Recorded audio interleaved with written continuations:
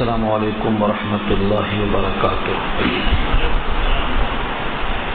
الحمد للہ وحدہ والصلاة والسلام على من لا نبی بعدہ اما بعد فاعوذ باللہ من الشیطان الرجیم. بسم اللہ الرحمن الرحیم. ان قارون کان من قوم موسیٰ فبغى علیہم وآتيناه من الكنوز ما إن مفاتحه لتنوء بالعصبة أولي القوة إذ قال له قومه لا تفرح إن الله لا يحب الفرحين إلى آخر الآية. صدق الله العلي العظيم وصدق رسوله النبي الكريم ونحن على ذلك من الشاهدين والشاكرين. اللهم الهمنا رشدنا واعذنا من شرور انفسنا. اللهم وفقنا لما تحب وترضى من القول والفعل والنية. رب اشرح لي صدري ويسر لي امري واحلل عقدة من لساني يفقهوا قولي. آمین یا رب العالمین. محترم حضرات، معزز سامعین، محترم خواتین، میری ماں اور بہنوں، ملی بھائیوں، پیارے بچوں، آج کی گفتگو کا عنوان ہے سورہ قصص 20واں پارہ، آیت نمبر 75 سے لے کر ختم تک یہ مضمون پورا ہوا. یعنی سورت کا 7واں رکوع سے لے کر ختم سورت تک، یعنی 9واں رکوع تک بات مکمل کی جائے گی، اور اس میں تذکرہ ہوگا موسیٰ علیہ السلام کے ساتھ قارون کا.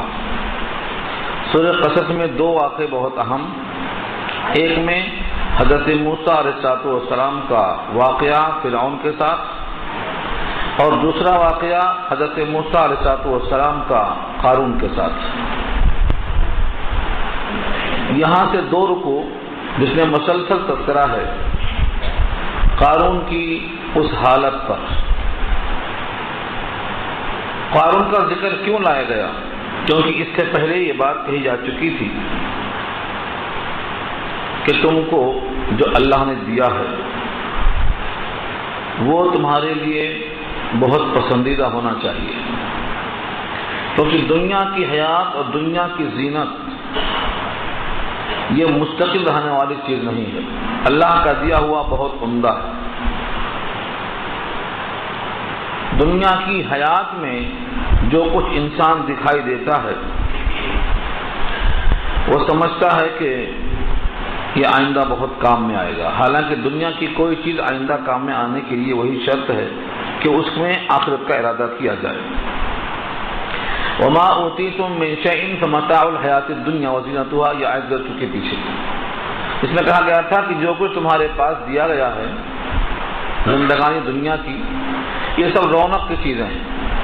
اسی کو سب کچھ سمجھ کر کے انسان غلطی کر جاتا ہے. اس کی ایک مثال دینے کے واسطے یہاں پر قارون کا تذکرہ کیا گیا. قارون ہے کون؟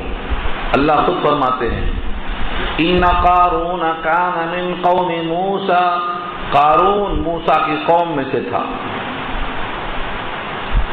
حضرت موسیٰ علیہ السلام کی قوم میں سے تھا، یعنی بنی اسرائیل میں سے تھا. اور مفسرین لکھتے ہیں کہ صرف قوم میں سے تھا کہنا کافی نہیں ہے، بلکہ اور وضاحت کیا ہے مفسرین نے. فرمایا کہ حضرت موسیٰ علیہ السلام کا چچا زاد بھائی تھا، چچا کا بیٹا تھا. اور وضاحت فرمایا ہے شارحین نے کہ یہ صرف صاحب دولت اور صاحب ثروت ہی نہیں، بلکہ یہ حافظ تھا تورات کا عالم بھی تھا. تورات کا حافظ اور تورات کا عالم حضرت موسیٰ کا چچا بھائی، اور ان 70 لوگوں میں سے تھا جن کو حضرت موسیٰ علیہ السلام نے چن کر اپنے ساتھ اللہ سے ملاقات کرانے کے واسطے لے گئے تھے.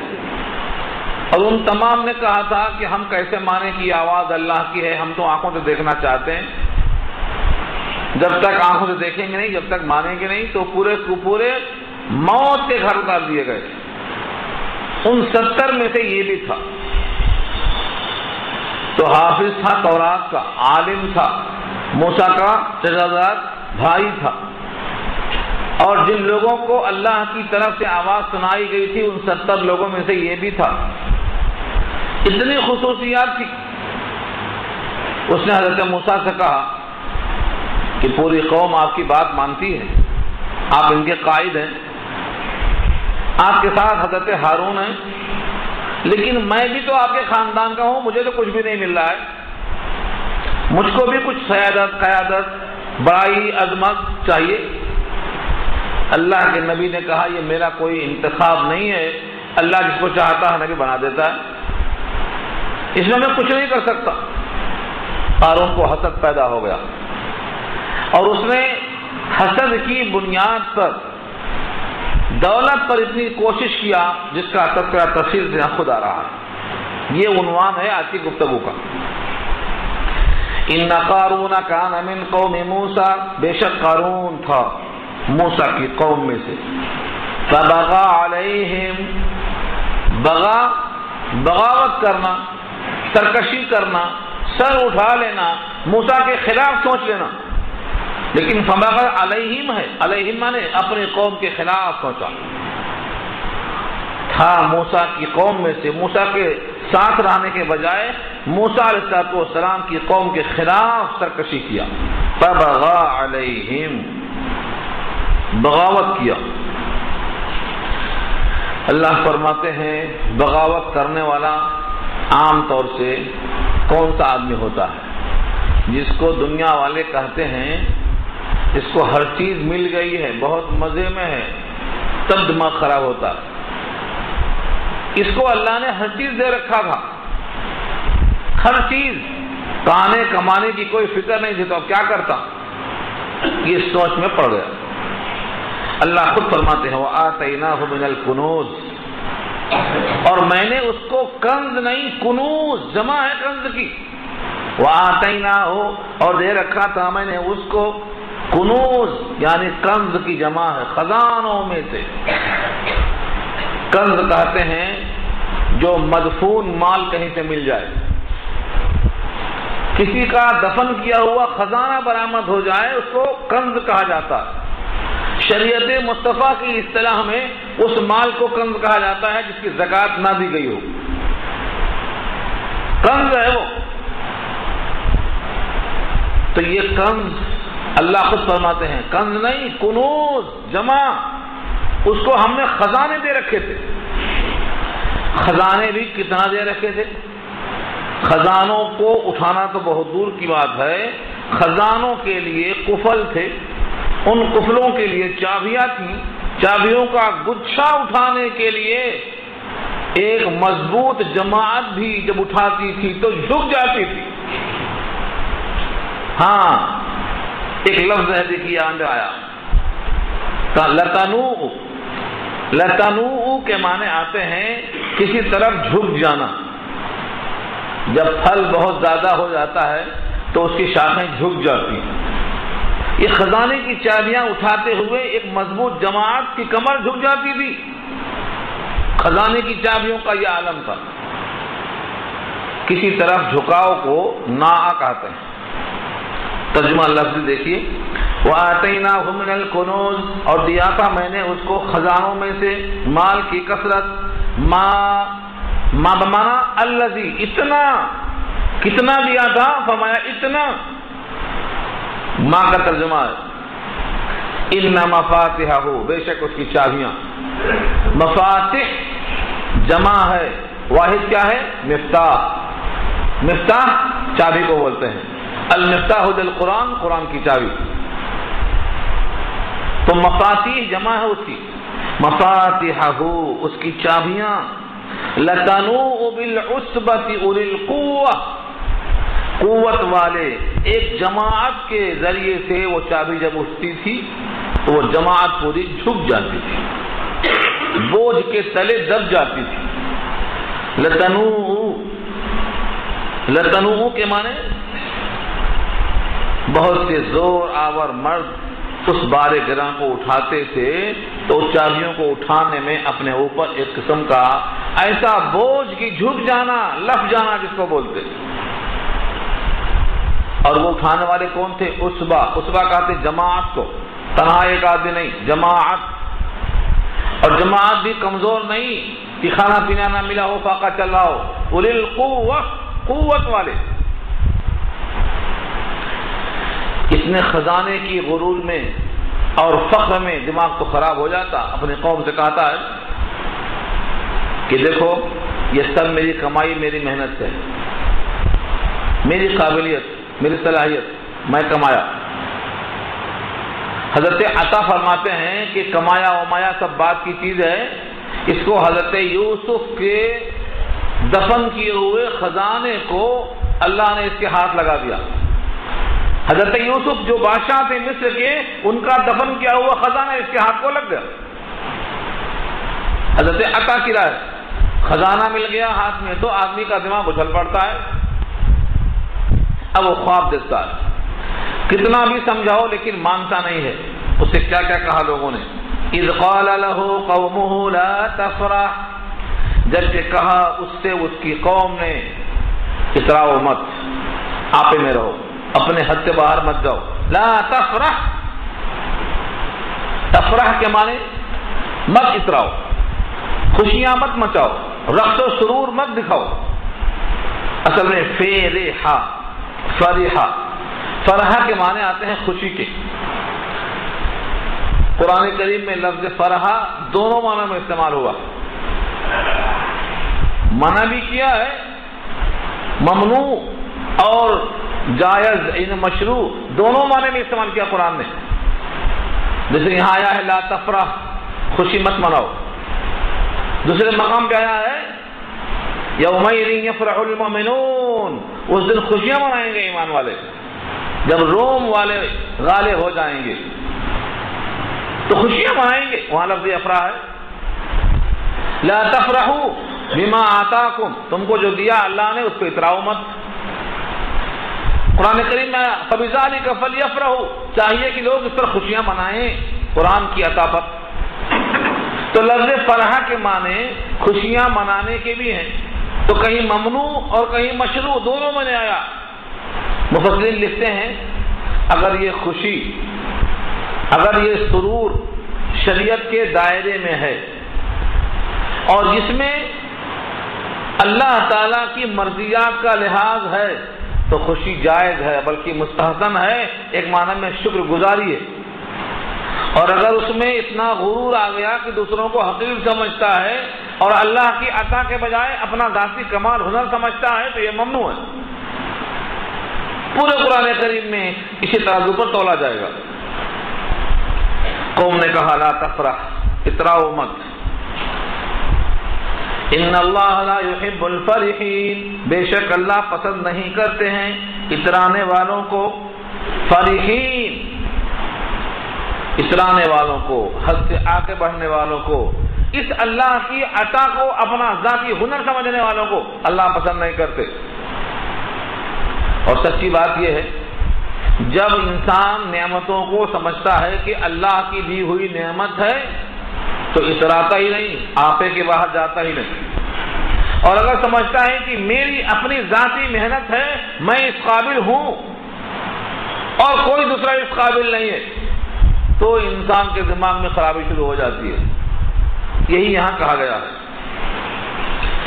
قوم نے یہ بھی کہا وابتغی فیما آتاک اللہ الدار الآخرہ، تلاش کر دار آخرت کو اس چیز میں جو تجھ کو اللہ نے دیا ہے۔ کیا دیا ہے؟ مال۔ اس مال سے کیا تلاش کر؟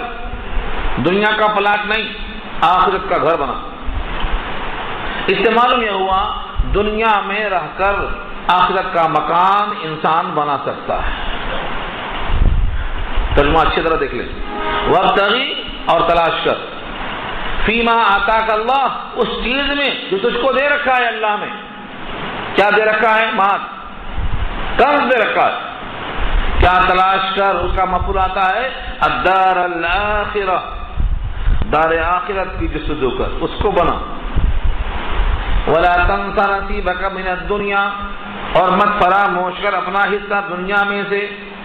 اس جملے کے دو معنی لکھا شارح نے۔ ولا تنس، نسیان سے مت بھول جا، نصیبک، اپنا حصہ دنیا میں سے، یعنی دنیا میں سے آخرت میں لے جانے کا جو حصہ ہے اسے بھول مت جا۔ دنیا میں رہتے ہوئے سب یہی ختم نہیں کر دینا ہے، کچھ یہاں سے وہاں منتقل کرنا ہے۔ دنیا میں سے وہاں جانے والا حصہ فراموش نہ کر۔ اگر یہ معنی لیا جائے گا تو پہلے معنی کی تاکید ہوگا۔ اور دوسرا معنی کیا ہے؟ وَلَا تَنْسَ نَصِيبَكَ مِنَ الدُّنْيَا، اور مت فراموش کر اپنا حصہ دنیا میں سے۔ اس دنیا میں رہ کر جو بدن کا حصہ ہے، بیوی کا حصہ ہے، مال کا حصہ، محبت والوں کا حصہ، پڑوسیوں کا حصہ، سب کو دیتا چلا جا، ان میں سے کسی کا حصہ فراموش نہ کر۔ دنیا والوں کو بھی دینا ہے اور وہاں کے واسطے بھی بنانا ہے۔ اور تیسری بات فرمایا وَأَحْسِنْ كَمَا أَحْسَنَ اللَّهُ إِلَيْكَ، اور احسان کر، حسن سلوک کر جیسا اللہ نے تیرے ساتھ حسن سلوک کیا ہے۔ تیری حیثیت کیا تھی؟ تجھے اللہ نے دے دیا۔ ماں کے پیٹ سے پیدا ہوا تو ننگا پیدا ہوا، مٹھیاں بند تھی، کچھ بھی نہیں تھا ہاتھ میں، تجھ کو دے دیا اللہ نے۔ یہ تجھ پر کیا ہے؟ اللہ کا احسان ہے۔ اس احسان کو محسوس کر، تو بھی اللہ کے بندوں کے ساتھ ایسا احسان کر۔ احسن کما احسن اللہ الیک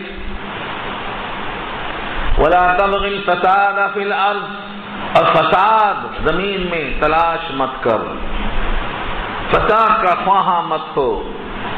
فساد کسے کہتے ہیں؟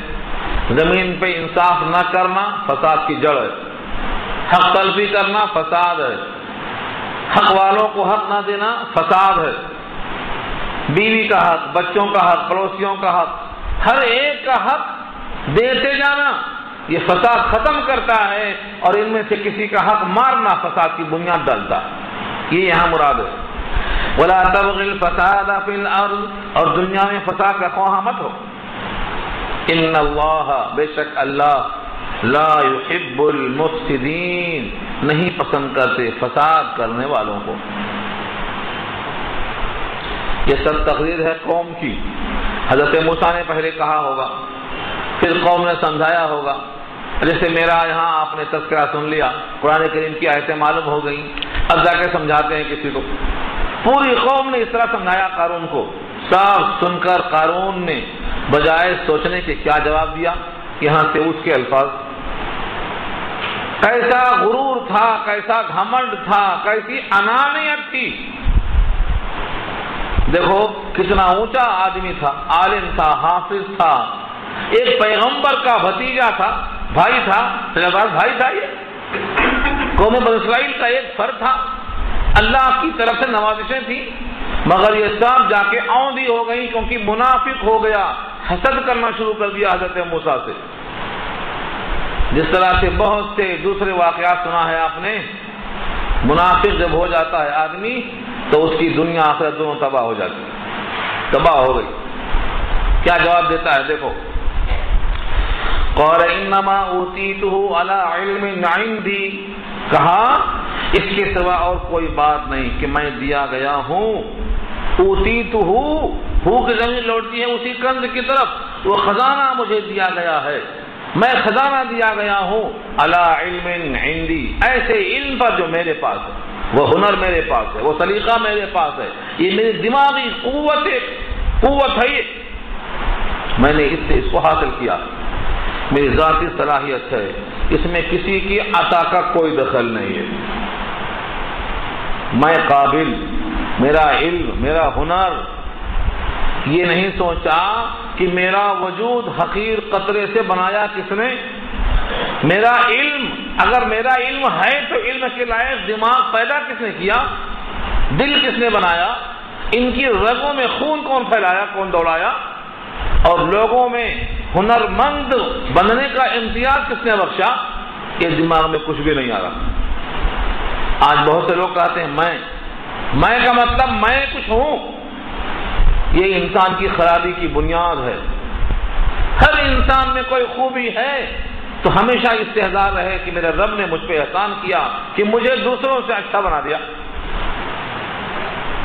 مجھ پر اللہ کا احسان ہوا، اللہ نے میرا انتخاب کر لیا، ورنہ حقیر قطرہ تو میں بھی تھا، حقیر قطرہ وہ بھی تھا، اس حقیر قطرے سے اس حقیر قطرے کو عمدہ بنا دیا۔ یہ تو سجدہ زیادہ کرنے کی ضرورت ہے، لیکن کہتا ہے انما اوتیتہ علی علم عندی، اس کے سوا اور کچھ نہیں کہ میں خزانہ دیا گیا ہوں میرے ذاتی ہنرمندی کی وجہ سے، علی علم عندی، علم پر جو میرے پاس ہے۔ کون سا علم تھا؟ یہیں لکھا ہے شارحین نے، بعض کہتے ہیں حافظ تورات تھا، عالم تھا، بعض کہتے ہیں ہنرمند تھا، دنیا کمانے کا سلیقہ تھا۔ دور آیا، اللہ نے یہ جواب نہیں دیا کہ تیرا دماغ تو صحیح ہے، تیرے پاس یہ ہنر کیسے آیا، اس جسم میں طاقت کہاں سے آئی، ان رگوں میں جان کہاں سے آئی، ان دماغوں میں فطور کہاں سے آیا، کون بخشا تجھے طاقت؟ یہ سب نہیں کہا گیا، بلکہ یوں فرمایا کیا اس کو یہ بات نہیں معلوم کہ ہم نے بہتوں کو ہلاک کر دیا ہے جن کی طاقت تم سے زیادہ تھی، جن کی جمعیت مالی پونجی تم سے بڑھ کر تھی، ہم نے ان کو ہلاک کر دیا ہے۔ ان ہلاکت والوں کا انجام سوچ کر اپنا بھی انجام یاد کر لو، عبرت کے واسطے کہا گیا۔ اولم یعلم، کیا وہ نہیں جانتا، ان اللہ قد اہلک من قبلہ من القرون، کہ بے شک اللہ نے تحقیق ہلاک کر دیا، ہلاک کر دیا، من قبلہ، اس قارون سے پہلے، من القرون، بہت سی قرنوں کو، بہت سی امتوں کو ہلاک کر رکھا ہے۔ وہ لوگ کیسے تھے؟ من ہوا اشد منہ قوہ، جو قوت کے اعتبار سے اس سے زیادہ سخت تھے، وہ اکثر جمعا، اور زیادہ تھے مال کے جمع کرنے کے اعتبار سے۔ جمع کے معنی یہاں جمعیت لیا ہے بعض لوگوں نے، تو لشکر آئے گا، اور جمع سے مراد ہے گا مال، تو پونجی مراد ہے، سرمایہ۔ وہ اکثر جمع، تو جماعت سے مراد اگر افراد ہیں تو بھی مال زیادہ ہوا تو افراد زیادہ رہتے، کھانے کو نہیں ملا تو بھاگ جاتے سب۔ لشکر ہے، بہت بڑی فوج ہے، کھانے کو نہیں دیا تو رکتے، سب غائب ہو جاتے۔ تو اگر بہت بڑی جمعیت ہے تو ان کے لیے غذا کا، لباس کا، رہنے کا، کھانے کا انتظام مال چاہتا ہے۔ تو اگر جمعیت زیادہ تھی، قوت زیادہ تھی، عددی قوت زیادہ تھی، ایسوں کو ہم نے ہلاک کر دیا۔ وَلَا يُسْأَلُ عن ذنوبهم المجرمون، اور سوال نہیں کیا گیا اور سوال نہیں کیا جاتا ہے عن ذنوبهم، ان کے گناہوں کے بارے میں، من کس سے؟ المجرمون، مجرموں سے۔ جب جرم والوں کو ہلاک کیا جاتا ہے تو ان مجرموں سے ان کے گناہوں کے بارے میں سوال کرنے کی ضرورت نہیں ہے، کیونکہ اللہ کا علم اتنا محیط ہے، سب کچھ جاننے والا، سوال کرنے کی ضرورت نہیں ہے۔ یوں اتمام حجت کے لیے کبھی کبھی سوال کرنے کا بھی ذکر کیا گیا ہے، قیامت میں بھی، محشر میں بھی جو سوالات ہوں گے، وقفوہم انہم مسئولون، یہ اتمام حجت کے لیے ہے، ورنہ اللہ تعالیٰ سب کو جانتے ہیں کون مجرم ہے۔ جیسا کہ سورہ رحمان میں کہا ہے یعرف المجرمون بسیماہم، پیشانیوں سے پہچان لیے جائیں گے مجرم، یعرف المجرمون بسیماہم فیؤخذ بالنواصی والاقدام، پیشانی کے بال اور پیروں کو باندھ دیا جائے گا اور رنگ بنا کر پھینک دیا جائے گا۔ کیسے پہچانا؟ یعرف المجرمون بسیماہم، پیشانی کو دیکھ کر پہچانیں گے۔ تو رب کریم کا علم محیط ہے، مجرموں سے پوچھنے کی ضرورت نہیں پیش آتی۔ یہ سوال جواب کو سنانے کے بعد ایک دن کا واقعہ سنایا جا رہا ہے کہ یہ گھر سے نکلا، جیسے بڑے لوگ نکلتے ہیں پوری شان و شوکت کے ساتھ، آپ تاپ پورے زور سے آواز آتی ہے، فلاں صاحب آ رہے ہیں، ہٹو بچو، نعرے چلا جا رہے، بڑی شان و شوکت کے ساتھ جرا ہے، مال والے کا مال آنکھوں میں سب کے خیرہ کرتے ہوئے چلا۔ فخرج علی قومہ، نکلا ایک دن اپنی قوم پر، فی زینتہ، اپنی زینت میں، یعنی گھوڑے ہیں، ہاتھی ہے، لشکر ہے، پوری فوج ہے، پیسہ بولتا ہے، یہ ہے زینتی، اپنی زینت میں نکلا. اب دو قسم کے لوگ ہیں، ایک علم والے علماء اور ایک مال والے اور مزید مال کی حرص کرنے والے. دو گروہ ہیں. ایک گروہ جو ارادہ کرتا ہے دنیا کا، تو بولتا ہے کیا نصیبے والا ہے، کیا مقدر والا ہے، کاش کہ اس جیسا مقدر ہمارا بھی ہوتا، ہم کو بھی ملا ہوتا، کیا مزے میں ہے، کیا شان سے جا رہا ہے. اور جو علم والے علماء تھے ان کا خیال تھا افسوس ہے تم پر، تم اس پر رش کرتے ہو، اللہ کا دیا ہوا ثواب اس سے بدل جا بہتر ہے، یہ تو عارضی ہے، ختم ہونے والا پانی ہے. دو قسم کے لوگ، دنیا چاہنے والے اور دنیا کے مقابل میں آخرت چاہنے والے. دو قسم کے لوگ کون ہیں؟ دونوں کا مقولہ یہاں دیکھو. قال الذين يريدون الحیات الدنیا، کہا ان لوگوں نے جو چاہتے ہیں دنیا کی حیات، یعنی مال کی فکر، کھانے کے لیے ہے، پہننے کے لیے ہے، رہنے کے لیے ہے، کئی سال کھانے کے لیے ہے، پھر مال. ایسے لوگ کیا چاہتے ہیں؟ دونوں کے واسطے سبق ہے. قال الذين يريدون الحیات الدنیا، کہا ان لوگوں نے جو چاہتے ہیں دنیا کی حیات کو، یا لیت لنا مثل ما اوتی قارون، اے کاش ہوتا ہمارے لیے بھی، یا لیت لنا، یا لیتا مانے ہائے کاش ہوتا ہمارے لیے بھی، مثل ما اوتی قارون، اسی کے مثل جیسا قارون دیا گیا ہے. ہاتھی ہے، گھوڑے ہیں، لشکر ہے، فوج ہے، زینت ہے، دنیا کے خزانے، کاش ہم کو بھی دیا گیا ہوتا. یہاں سانس توڑے بغیر لام زبر اللہ ہے، نو اسٹاپ، سانس مت توڑو، اسی سانس میں یہ بھی سوچو انہو، بے شک وہ ہے، لذو حظ عظیم، بڑے حصے والا، بڑے نصیبے والا، بڑا خوش نصیب ہے. حظ کے معنی آتے ہیں حصہ، اور ذو معنی والا. لذو حظ عظیم، بہت بڑے حصے والا، مطلب بڑے نصیبے والا، بڑا خوشبخت. کاش کہ ہم بھی دیے جاتے قارون کی طرح. یہ کس کا حال ہوتا ہے؟ دنیا داروں کا، جو آخرت سے غافل ہوتے، انجام سے بے نیاز ہوتے نہیں. ان کو پتہ ہی نہیں کہ کیا ہے دنیا، کیا ہے آخرت، کیا ہے، بس مال. اس کے بالمقابل جن کے پاس علم تھا انہوں نے کیا کہا؟ وقال الذين اوتوا العلم، اور کہا ان لوگوں نے جو دیے گئے تھے علم، یعنی فہم عطا کیا گیا تھا علم کا، تورات کے ماہر تھے، کیا کہا؟ ویلکم، تم پر افسوس، ویلکم، تم پر افسوس، ثواب اللہ خیر، اللہ کا ثواب بہتر ہے، اللہ کا ثواب بہتر ہے. کتنا بہتر ہے؟ خیر، بہتر ہے. لمن آمن وعمل صالحا، جس نے ایمان قبول کیا اور عمل صالح کیا، ان کے لیے اللہ کی عطا بہتر ہے اس کو جو دیا گیا اس کے مقابلے میں. قارون کی دولت بھی اگر مل جائے اور ایمان چھین لیا جائے تو کون گھاٹے میں ہے؟ قارون گھاٹے میں ہے. کیوں؟ اس کی لذت چند روزہ ہے اور ایمان کی لذت دائمی ہے.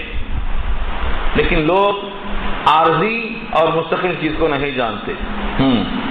حسن سیرت اور حسن صورت. آج شادیاں کرتے ہیں تو کیا دیکھتے ہیں؟ حسن صورت دیکھتے، سیرت نہیں دیکھتے.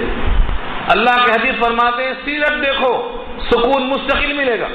دنیا سیرت نہیں دیکھتی، صورت دیکھتی ہے، جلدی سے اتر جاتی ہے صورت، پھر بگڑ جاتی ہے ان کی صورت، ختم ہو جاتا. ہاں، حسن صورت چند روزہ، حسن سیرت مستقل، اس سے خوش ہوتی ہیں آنکھیں، اس سے خوش ہوتا ہے دل. یہ بات سمجھ میں نہیں آتی ہے. تو قارون کی طرح دیا گیا ہوتا، دنیا دار کہے گا، اور ایمان والا علم والا کہے گا اللہ کا دیا ہوا بہت بہترین ہے بدلہ. مگر کس کے لیے بدلہ ملے گا؟ جو ایمان والا ہے، عمل صالح کرنے والا ہے. وَلَا يُلَقَّاهَا إِلَّا الصَّابِرُونَ، اور نہیں توفیق ہوتی ہے، نہیں القاء کیا جاتا ہے اس صبر کا. کون؟ سوائے صابرین کے. یہ توفیق کسی کو نہیں ملتی ہے. جس کو بہت زیادہ صبر کی توفیق ملی ہے وہی صبر کر سکتا ہے کہ آج کرو ثواب آخرت میں لیں گے. دنیا دار تو بولتا ہے 9 نقد نہ 13 ادھار، آج ہی دے دو سب. نمازوں کا بدلہ، تراویح کا بدلہ، قرآن کا بدلہ، ہم تمہارے پاس آیت کریمہ پڑھنے آئے اس کا بدلہ، کوئی بدلہ نہیں چھوڑیں گے، سب یہی دے دو، ہمیں آخرت میں کچھ نہیں چاہیے، ہمیں سب یہی دے دو۔ یریدون الحیات الدنیا، دنیا کی حیات چاہنے والے اپنے ایک ایک عبادت کو بیچ دیتے ہیں، ایک ایک عبادت کو بیچ دیتے ہیں۔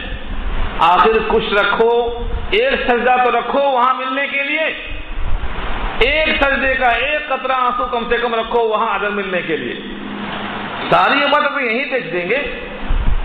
کبھی سوچا نہیں آپ نے دنیا والے دنیا میں اللہ کی بندگی کا بدلہ دینے پر قادر نہیں ہے؟ ساری کائنات بھی دے دی جائے تو ایک سجدے کا بدلہ نہیں ہو سکتی، یہ کیوں نہیں سوچتے؟ اندھوں کے شہر میں آئینہ نہیں بکا کرتا، آخرت میں جو ثواب ملنے والا ہے اس کا بدلہ دنیا میں حاصل کرنے والے خسارے میں ہیں، یہ کہا جا رہا ہے۔ وَلَا يُلَقَّاهَا إِلَّا الصَّابِرُونَ، سوائے صبر کرنے والوں کو یہ توفیق اور کسی کو نہیں ملتی۔ یلقا کے معنی القا کیا جانا، کس بات کا القا؟ کہ ایمان عمل صالح کا بدلہ ہم وہاں دیں گے، یہاں ہمیں نہیں چاہیے۔ یہ توفیق کس کو ملتی ہے؟ صابرین کو ملتی ہے۔ اللہ فرماتے ہیں ابھی تو وہ جا ہی رہا تھا، یہ اہل علم اور اہل دنیا دونوں مل کے باتیں کر رہے تھے، اس کے تکبر کو ہم نے پہنچا دیا انجام تک، فخسفنا بہ، پھنسا دیا ہم نے اسی حالت میں۔ لوگ کہتے ہیں نظر لگ گئی، دیکھو کیسا لگی نظر، دھس گیا، نظر لگ گئی کہو یا غرور کھا گیا کہو۔ ہاں حباب بحر کو دیکھو یہ کیسے سر اٹھاتا ہے، تکبر وہ بری شے ہے کہ فوراً ٹوٹ جاتا، چلتا نہیں۔ نکلا تھا شان و شوکت کو دکھانے کے لیے، اللہ نے اس کو دھنسا دیا سب کے سامنے، سارا عالم دیکھتا ہے کہ یہ دھس رہا، کیا عبرت کا موسم ہوگا؟ سارا جہان دیکھتا ہے کہ یہ دھنس رہا ہے، اپنے مال کے ساتھ، خزانے کے ساتھ، زینت کے ساتھ، شوکت کے ساتھ، دبدبے کے ساتھ چلا جا رہا دھنستے ہوئے، دھس رہا، دھسا دیا اللہ۔ تو دنیا میں دنیا کی حرص اتنی زیادہ کہ آخرت یاد نہ رہے، اللہ کا حکم فراموش ہو جائے، تو یہ انجام بتایا ہے، ہم دھسا دیا اس کو۔ فخسفنا بہ، خسف کے معنی زندہ دھسا دینا، مرنے کے بعد نہیں، دفن کفن نہیں، زندہ درگور کھڑے کھڑے۔ فخسفنا بہ، دھسا دیا ہم نے اس کو، وبدارہ، اور اس کے گھر کو، دار کے معنی گھر، دار اور خزانہ کہاں ہوتا؟ دار میں، اصل میں بیت کہتے ہیں ایک کمرے کو، اور دار کہتے ہیں اس باؤنڈری کے اندر جتنے مکانات ہیں۔ دار، بیت اللہ کو بیت کیوں بولتے ہیں؟ کیونکہ ایک ہی مکان ہے، سنگل، اور دار جس میں کئی گھر ہوں۔ پیسوں والوں کا گھر کیسا ہوتا؟ ایک گھر ہوتا، بہت سارے گھر ہوتے۔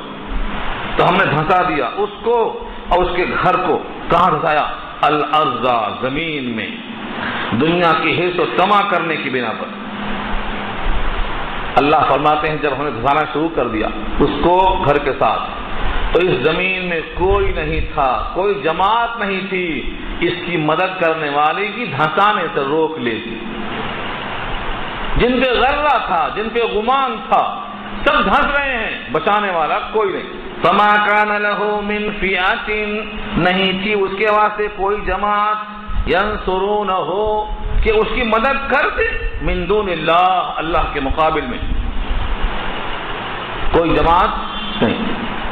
جس پر اللہ کا عذاب آتا ہے دنیا کی کوئی طاقت اسے بچا نہیں سکتی، یہ جزو ایمان ہے، اور وہ خود بھی بچنا چاہے تو نہیں بچ سکتا۔ آگے وہی فرمایا وما کان من المنتصرین، اور نہیں تھا وہ خود اپنے آپ کو بچا سکنے والا۔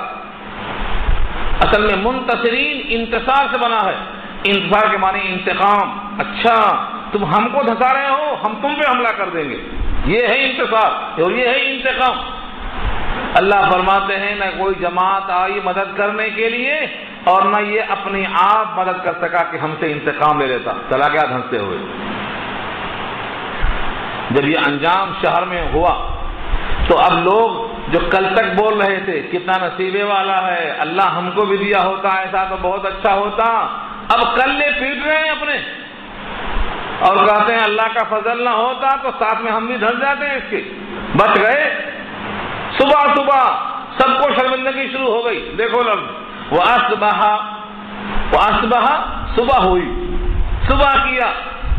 الَّذِينَ تَمَنَّوْا مَكَانَهُ بِالْأَمْسِ، جو لوگ تمنا کرتے تھے اس کے جگہ پر ہونے کی گزشتہ کل، بالامس یسٹرڈے، کل کے رات اس کی جگہ پر ہونے کی، اس کو خوش نصیب ماننے کی، اس جیسا دیے جانے کی جو تمنا کر رہے تھے، کیا کہتے ہیں؟ یقولون، وہ بھی کہتے ہیں وہی کأن اللہ، یہ لفظ افسوس کے واسطے ہوتا ہے، وہی میں تجھ پر افسوس، کسی کو غصے میں کہا وہی حقا، تجھ پر افسوس۔ جب کسی کو غصہ آتا ہے کسی کی نادانی پر تو اہل عرب وہی حق یا عمر کہتے تھے۔ حضرت عمر کو حضور نے کیا کہا؟ ابوبکر صدیق نے، صدیق اکبر بیٹھے ہوئے ہیں، عمر فاروق رضی اللہ عنہ تورات پڑھ رہے ہیں، حضور کے غصے کو دیکھ نہیں رہے۔ جب بہت دیر تک تورات پڑھتے رہے اور نبی صلی اللہ علیہ وسلم کا چہرہ سرخ ہو گیا تو غصے میں کیا کہتے ہیں صدیق اکبر؟ وہی حق یا عمر، تجھ پہ افسوس ہے اے عمر۔ یہ غصے کے موقع پر کہا جاتا ہے، اس ساتھ افسوس کو اظہار کرنے کے لیے۔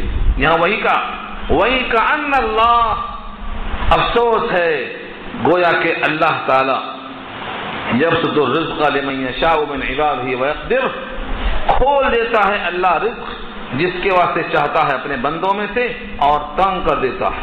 یعنی ہم نے سمجھا تھا کہ بڑا نصیبے والا ہے، خوش بخت ہے، لیکن اب معلوم ہوا کہ خوش بختی کا تعلق مال سے نہیں ہے، مال سے خوش بختی کا تعلق نہیں ہے اور مال کی تنگی سے بدبختی کا تعلق نہیں ہے، دونوں امتحانات ہیں، ایک کو صبر کا موقع، ایک کو شکر کا موقع، ایک کو مقام صبر ہے، ایک کو مقام شکر ہے، دونوں کی امتحان ہے، دونوں کی آزمائش ہے۔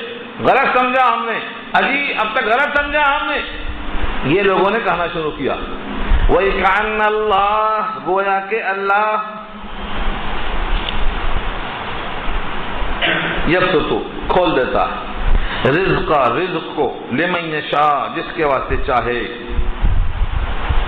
من عبادہ، اپنے بندوں میں سے، ویقدر، اور تنگ کر دیتا ہے، بند کر دیتا ہے، نہیں ملے گا کہیں، بند کر دیا کھانا، نہیں، یقدر، ناپ کر دیتا ہے۔ کیوں؟ زیادہ دے دیا تو بغاوت کرے گا یہ بھی۔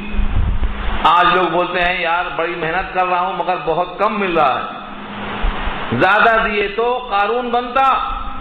تو زیادہ دینا نعمت ہے یا زیادہ نہ دینا نعمت ہے؟ سوچ کر بولو، سمجھ کر سمجھو۔ اللہ نے خود کہا دوسرے مقام پر وَلَوْ بَسَطَ اللَّهُ الرِّزْقَ لِعِبَادِهِ لَبَغَوْا فِي الْأَرْضِ، اگر اللہ اپنے بندوں کے لیے کھول دیتا اور کسی کا رزق تنگ نہیں کرتا تو پورے باغی ہو جاتے زمین میں، لَبَغَوْا فِي الْأَرْضِ۔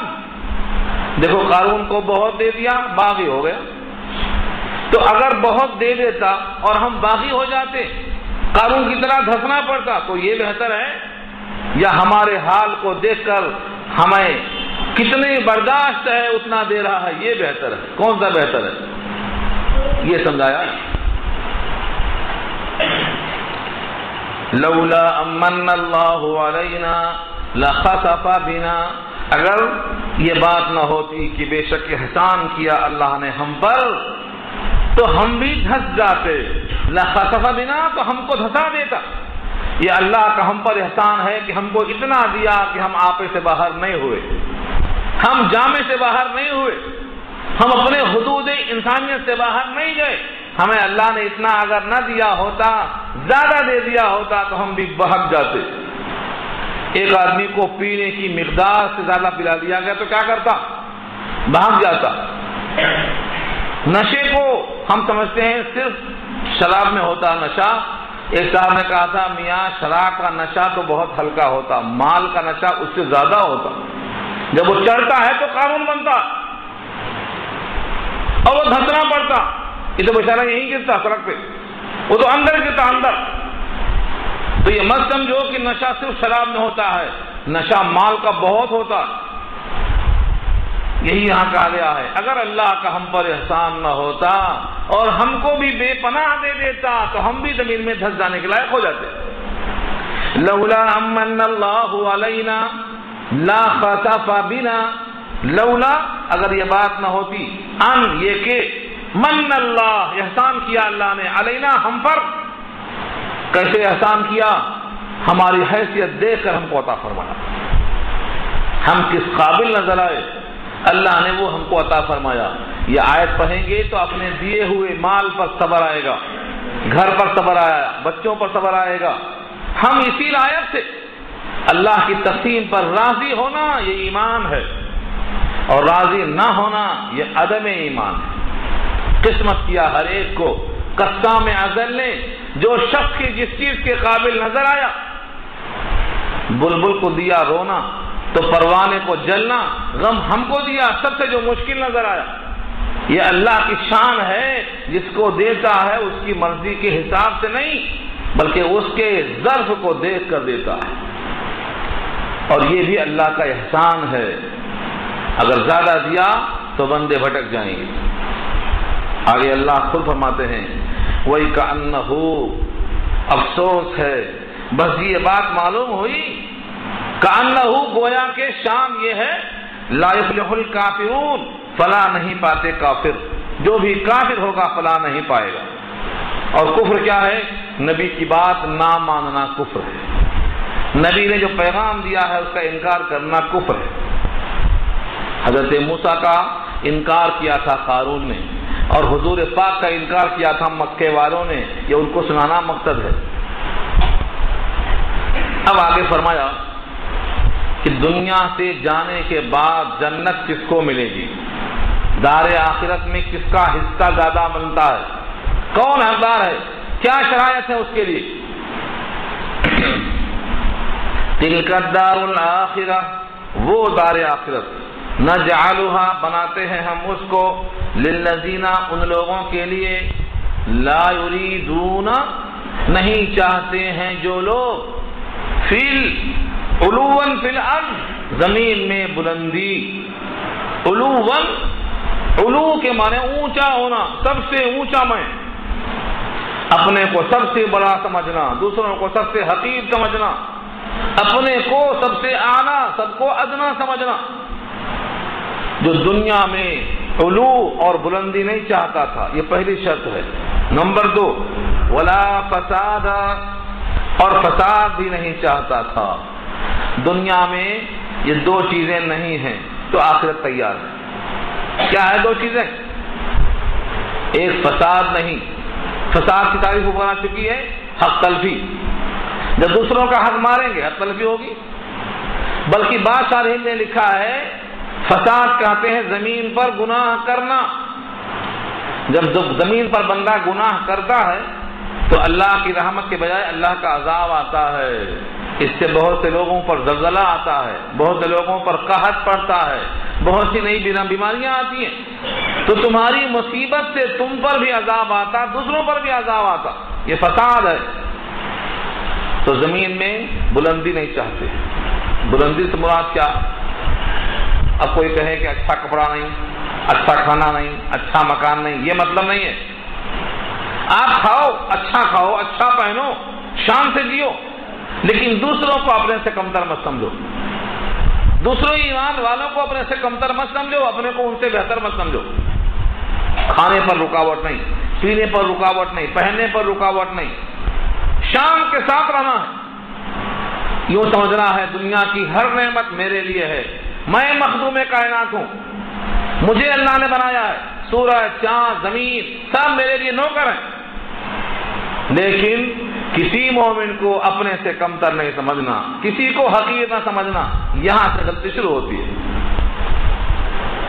اللہ کے حبیب سید الانبیاء محمد مصطفیٰ صلی اللہ علیہ وسلم اللہ سے فرماتے تھے دعا کے طور پر، اللہم اجعل فی عینی صغیرہ وفی اعین الناس کبیرہ، اے لوگو، اے اللہ مجھ کو میری آنکھوں میں چھوٹا کر کے دکھا، میری آنکھوں میں مجھ کو صغیرہ چھوٹا کر کے دکھا اور لوگوں کی آنکھوں میں مجھ کو بڑا کر کے دکھا، یعنی میں اپنی آنکھوں میں بڑا نہ دکھائی دوں، مجھے اپنے آئینے میں بڑا نہ دکھا، کیونکہ اس سے کبر پیدا ہوتا ہے۔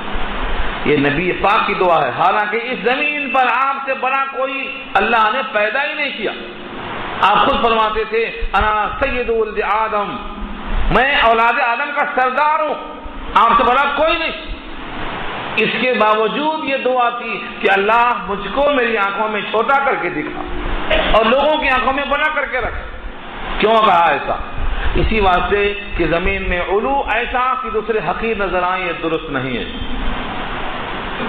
اس پر قصے بہت ہیں، لیکن میں قصہ سنانے کے موڈ میں نہیں ہوں، قصے آپ کو تلاش کر لینا۔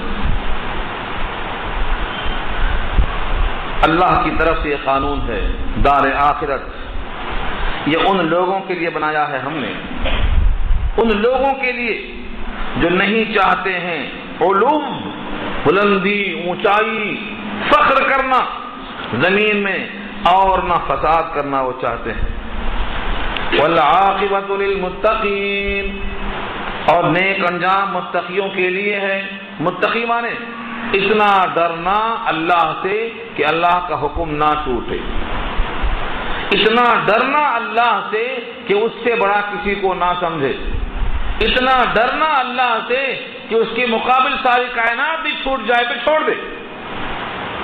متقی جس کے اندر تقوی ہو، یعنی اللہ کا ڈر ہو، اللہ کی عظمت ہو، اللہ کی کبریائی ہو، اللہ کا جلال ہو، اللہ کا تقدس ہو، اس جیسا کوئی نہیں اسے اقرار ہو۔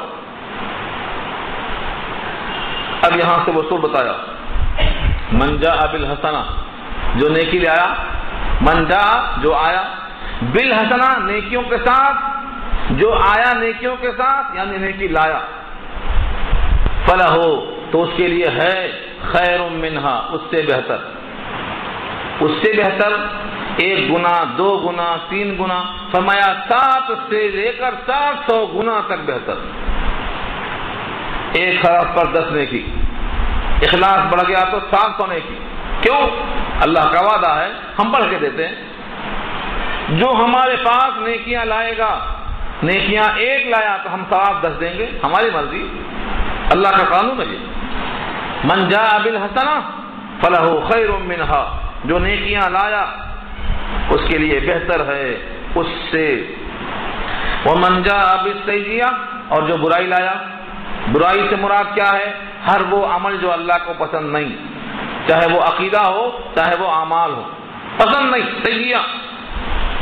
فلا یجزی الذین عملوا السیئات الا ما كانوا يعملون، تو نہیں بدلا دیا جائے گا ان کو جنہوں نے سیئات یعنی برے کام کیے مگر اسی کے بقدر جو وہ کرتے تھے، ان کے اعمال کے بقدر ہی گناہ لکھا جائے گا، یعنی گناہ کریں گے جتنا اتنا ہی لکھا جائے گا، اور نیکیاں اس سے بڑھ کے لکھی جائیں گی، یہ اللہ کا وعدہ ہے۔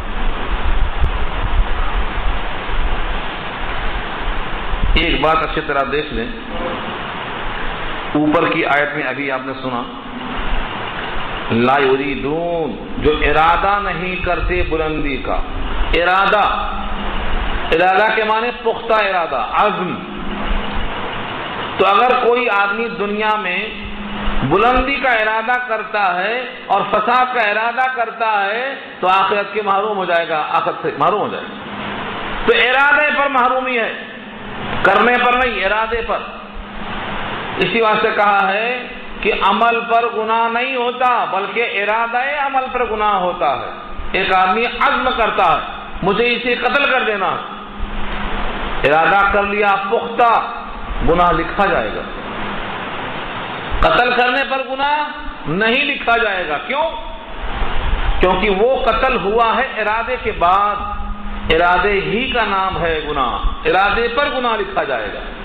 کسی بنا پر توبہ کر لیا، ارادے سے باز آ گیا تو گناہ مٹ جاتا ہے، لیکن اس کو ارادہ پختہ ہے، توبہ نہیں کیا بلکہ موقع نہیں ملا، قتل نہیں کر سکا، تو وہ ارادہ قتل کا گناہ لکھا جائے گا، وہ نہیں مٹے گا۔ تو یوں کہاں سے نکلا؟ یہاں سے نکلا لا یریدون، جو ارادہ نہیں کرتے بلندی کا، یعنی ارادہ کرنا برائی کا، فساد کا، ارادے پر آخرت سے ہاتھ دھو بیٹھے گا۔ اسی واسطے کہتے ہیں ہر چیز میں نیت اہم ہے، ہر چیز میں نیت اہم ہے۔ کیا نیت ہے آپ کی؟ ارادہ کیا ہے؟ ارادہ جیسا ہوگا ویسا اس کو لکھا جائے گا۔ اسی لیے کہا گیا کہ جب نیکیاں کرنا تو نیکیوں میں ارادہ کیا ہو؟ اللہ کی رضا کا۔ جتنا اخلاص ہوگا بڑھتا جائے گا، اور جتنا اخلاص میں کمی ہوگی گھٹتا جائے گا۔ یہاں تک مضمون پورا ہوا۔ اس کے بعد کی آیت ہے ان الذی فرض علیک القرآن لرادک الی معاد۔ یہ ایک آیت کے بارے میں لکھا ہے روح المعانی میں۔ حضرت عبداللہ ابن عباس رضی اللہ عنہ فرماتے ہیں کہ یہ آیت نہ مکی ہے نہ مدنی ہے۔ مکی کی تاریخ کیا بتایا تھا میں؟ ہجرت سے پہلے نازل ہو تو مکی، ہجرت کے بعد نازل ہو تو مدنی۔ یہ آیت ایسی ہے جب مکہ چھوڑ کر نبی جا رہے تھے۔ کہاں جا رہے تھے؟ ہجرت کر رہے تھے، راستے میں چھپ گئے۔ قصہ آپ سن چکے ہیں۔ چھپنے کے بعد جو راستہ عام ہے سب کے لیے، اس راستے سے نہیں جا رہے تھے، کیونکہ دشمن پیچھے تعاقب میں تھا۔ ایک گردن مارنے پر 100 اونٹ کا انعام تھا۔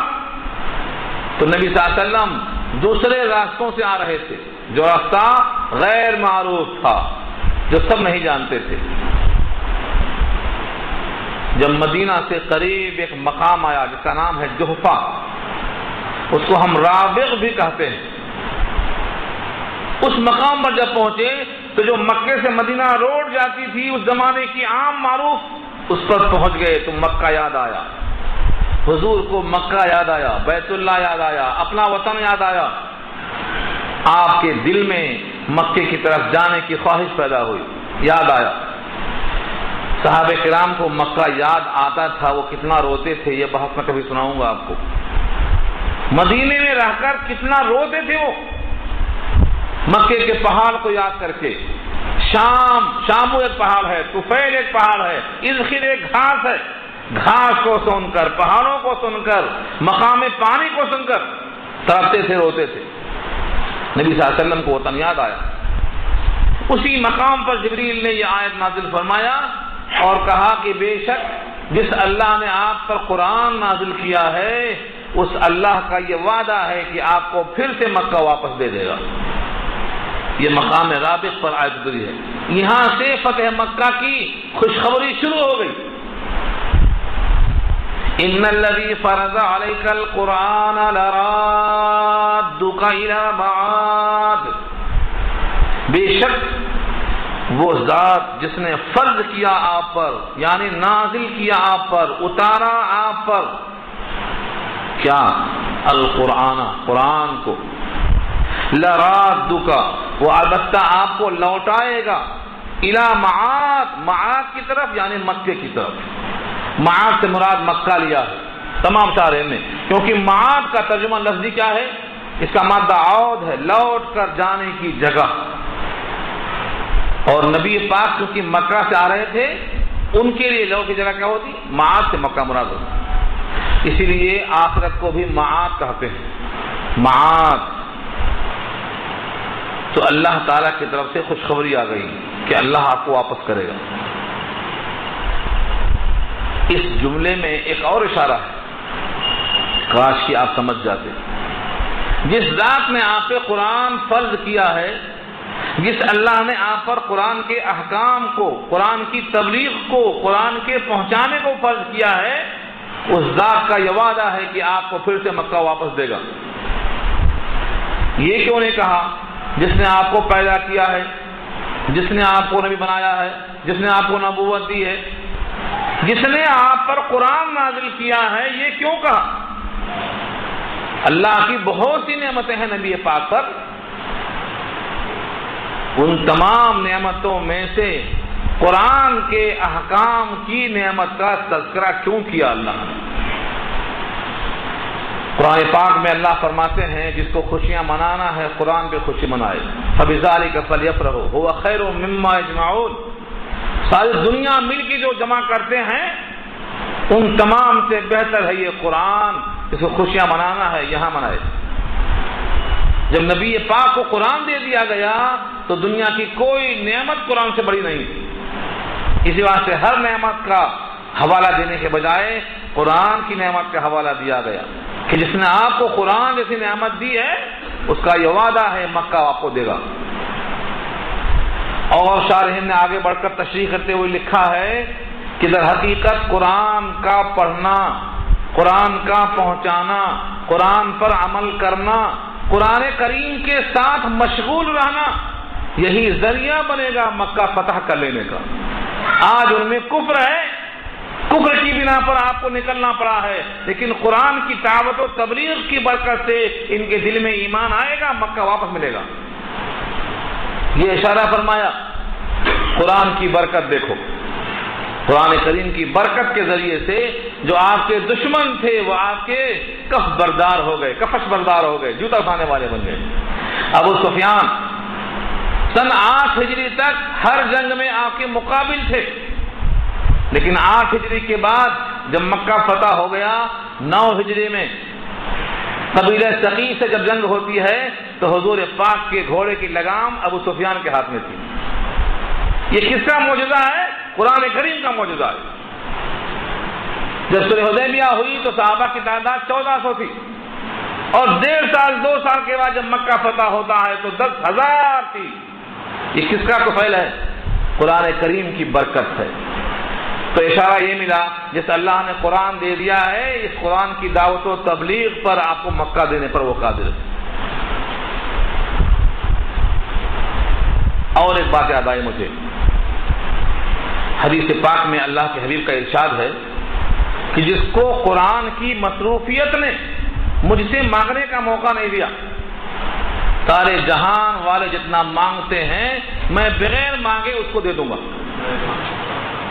سارے جہان والے، من شغلہ القرآن عن ذکری و مسألتی اعطیتہ کما اوتی السائلین، جتنے سوال کرنے والوں کو دیتا ہوں اس کو بغیر مانگے دوں گا، جو بھی قرآن میں مشغول ہوگا. تو نبی پاک کو قرآن دینے والا یہ وعدہ کرتا ہے، یہ قرآن کی تبلیغ کا اثر دیکھو کہ آپ کو ہم مکہ واپس لائیں گے. اور ایسا ہوا، مکہ واپس ملا. دیکھو لفظوں کو، ان الذی فرض علیک القرآن لرادک الی معاد، بے شک اللہ جس نے فرض کیا ہے قرآن کو آپ پر، یعنی تبلیغ اور اس پر عمل اور اس کے احکام کو پہنچانا فرض کیا ہے، لرادک، وہ آپ کو لوٹائے گا، الی معاد، مکہ کی طرف. قل، آپ یہ بھی کہہ دیجئے، ربی اعلم من جاء بالہدی، میرا رب خوب جانتا ہے کون لایا ہدایت کو، ومن هو فی ضلال مبین، اور کون ہے وہ جو کھلی گمراہی میں ہے. یہ مکے والوں کے سامنے کہلوایا. مکے والے آپ کی نبوت کو نہیں مانتے ہیں تو آپ ان سے کہہ دیجیے کہ میرا رب تو جانتا ہے کہ ہدایت لے کر کون آیا ہے اور کھلی گمراہی میں کون ہے. تم مانو یا نہ مانو، حقیقت یہ ہے کہ رب کو خوب معلوم ہے. مجھے رب سے ہی اجر ملنا ہے، جس سے اجر ملنا ہے اسے معلوم ہے. تم نہ مانو یا مانو، تمہارا نقصان فائدہ تم جانو. آگے نبی صلی اللہ علیہ وسلم کو تسلی ہے، وما كنت ترجو ان يلقى اليك الكتاب الا رحمة من ربك. وما كنت ترجو، آپ کو تو امید بھی نہیں تھی، ان يلقى، کہ القا کیا جائے گا، الیک، آپ کی طرف،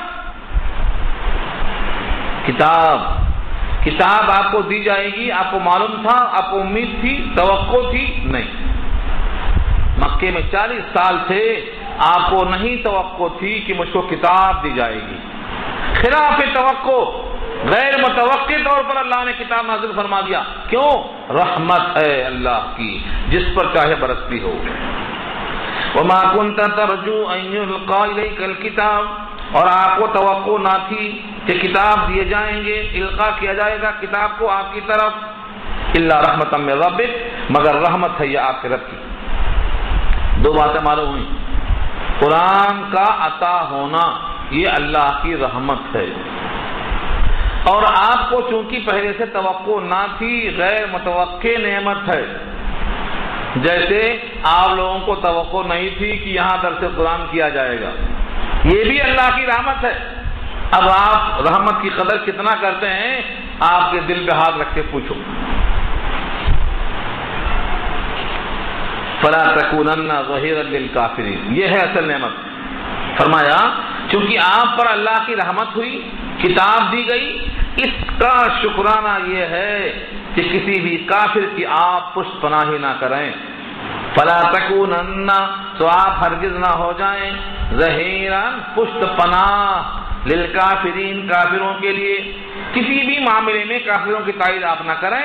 آپ کو چونکہ کتاب دی گئی ہے، اس کتاب کو ہی عام کرتے رہیں، کسی کافر کی تائید ہرگز نہ کریں. نبی پاک نے کبھی کافر کی تائید نہیں کی ہے. مقصد یہاں یہ ہے جیسے اب تک آپ پیغام پہ لگے ہوئے ہیں، کسی کافر کی طرف متوجہ نہ ہو کہ ادنا سی طرف کسی طرف اگر میلان پایا جائے، کتاب اللہ سے انحراف پایا جائے، تو یہ اللہ کی قدر نہیں ہوگی، اللہ کی کتاب کی ناقدری ہوگی. اس لیے جیسے آج تک آپ نے ہمیشہ اللہ کا پیغام پہنچایا ہے، ایسا ہی پیغام پہنچائیے، کسی کا طرف ادنا جھکاؤ نہ ہونے پائے. فلا تکونن ظہیرا للکافرین ولا یصدنک عن آیات اللہ. ایک ایک جملے میں تسلی اور نہ روک دیں آپ کو اللہ کی آیتوں سے. کون؟ کوئی بھی روکنے والا، کوئی بھی کافر، کوئی بھی مشرک، کوئی بھی پروگرامر آپ کو اللہ کی آیتوں سے نہ روک دے. وَلَا يَصُدُّنَّكَ عَنْ آيَاتِ اللَّهِ بَعْدَ إِذْ أُنزِلَتْ إِلَيْكَ. آپ کی طرف اتاری گئی آیتیں، اب اس کے بعد کوئی شخص آپ کو اللہ کی آیتوں سے نہ روکے. یعنی آپ آیتوں کے ساتھ ہمیشہ وابستہ رہیں، یہ پیغام پہنچاتے ہی رہیں. وَادْعُ إِلَىٰ رَبِّكَ، اور دعوت دیتے رہیں اپنے رب کی طرف. وَلَا تَكُونَنَّ مِنَ الْمُشْرِكِينَ، اور مت ہو جائیں شرک کرنے والوں میں سے، اور مت ہو جائیں شرک کرنے والوں میں سے. یعنی کسی بھی عمل میں، کسی بھی عقیدے میں، اور کسی بھی دوسرے کو حاکم مان لینے میں کسی بھی طرح سے شرکت کا اظہار نہ ہونے پائے. آپ اللہ کی آیتوں کے نزول کے بعد اس سے ہرگز مت رکیے، یہ اپنا کام جاری رکھیے. وَلَا تَدْعُوا مَعَ اللَّهِ إِلَٰهًا آخَرَ، اور مت پکارو اللہ کے ساتھ کسی دوسرے معبود کو. اچھی طرح دیکھ لو. وَلَا تَدْعُوا مَعَ اللَّهِ إِلَٰهًا آخَرَ، اور مت پکارو اللہ کے ساتھ دوسرے معبود کو. یہ کس کو کہا جا رہا ہے؟ سید الانبیاء سے کہا جا رہا ہے. اللہ کے نبی کبھی بھی کسی دوسرے معبود کو نہیں پکارتے تھے، نہ امید تھی کہ آپ پکاریں گے. یہ صرف اور صرف امت کو سنانے کے واسطے پیغام ہے کہ سید الانبیاء کو اللہ کا حکم ہے اللہ کے ساتھ کسی اور کو مت پکارو. اللہ کے ساتھ کسی اور معبود کو مت پکارو. کیوں؟ لا الہ الا ہو، نہیں کوئی معبود مگر وہی. جب وہی معبود ہے، دوسرے معبود ہی نہیں ہیں، تو پھر غیر معبود کو معبود کے ساتھ ملا کر کیوں پکارو؟ منع کر دیا. اور یہاں تو اتنا ہی منع کیا ہے، سورہ شعراء پارہ 19 213 نمبر کی آیت میں اللہ فرماتے ہیں اگر آپ نے اللہ کے ساتھ کسی غیر کو پکارا، آیت پڑھ لیجئے، وَلَا تَدْعُوا مَعَ اللَّهِ إِلَٰهًا آخَرَ فَتَكُونَ مِنَ الْمُعَذَّبِينَ. اللہ کے ساتھ کسی اور کو مت پکارو. بفرض محال سپوز اگر آپ کسی اور کو پکاریں گے تو ہو جائیں گے ان لوگوں میں سے جن پر اللہ کا عذاب نازل ہوا ہے. اتنی سخت آیت ہے سورہ شعراء پارہ 19 213 نمبر کی آیت ہے.